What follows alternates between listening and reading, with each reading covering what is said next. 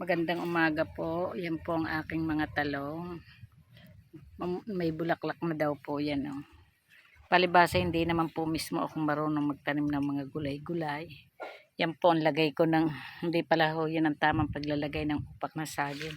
Ang tama pala po ay aring garne. Tingnan niyo po oh. Yan pala po. Hindi pala po yan tama. Ere po ang tama yan oh. Yan ngayon ko daang po yan tinanim. Yan po. O niyo po yung mga hindi ko po alam kung paano. Yan pala ay mali. Yan po pala ang tama. Yan po ito po. Pagkagising na pagkagising.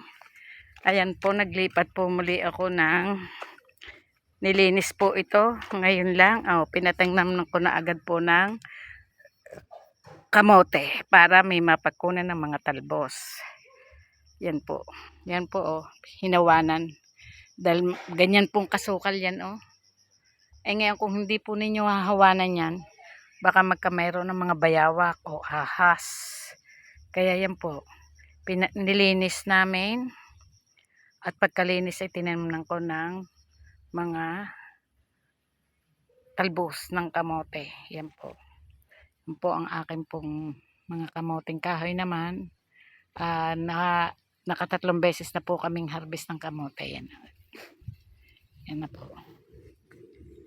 Tapos nakapagtanim na po uli kami ng panibagong kamote uli.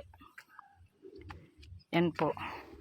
Ang mga kaganapan ng umaga na akin pong pinagagagawa. Yan po ngayon po mainit na. Kaya yan po. Babay po.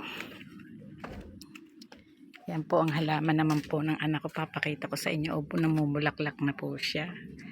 Yan na po. Siya po ay napakahilig ng anak ko ng halaman. Yan ang bulaklak po. Tuwan-tuwa po ang anak ko pag nakikita niya ang kanyang halaman ay may bulaklak mo. Yan na po. Pinapagawan pa po niya ng ganyan. Ng mga patungan.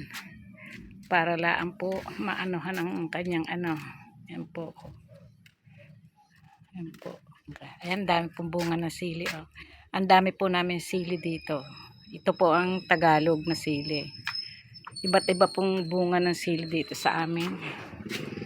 Kaya yan po. Yan na po. Papasok na po ako sa loob. Yan po. Ari po ang may gate. Yan, nakita niyo po yan. Ang anak ko mahilig po talaga siya sa halaman.